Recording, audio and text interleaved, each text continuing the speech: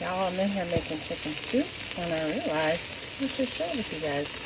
I have 4 large carrots peeled and chopped, 3 small sweet white onions actually peeled and chopped, and then a large red bell pepper chopped.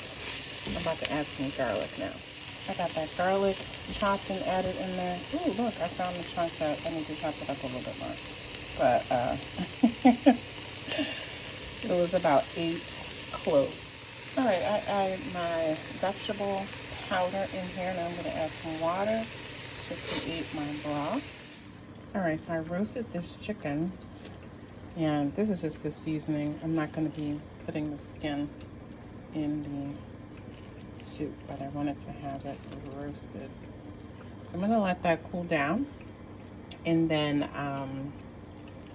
get that added to the soup pot after I debone it and chop it up. For a little bit more water to filter so I can add that, and I'll keep this at a boil while I get the chicken ready. All right, I added a shredded chicken, or chopped up chicken, and this is ready to serve. Actually, I almost forgot to share the last ingredient, spinach. So I'm glad I saw this right before.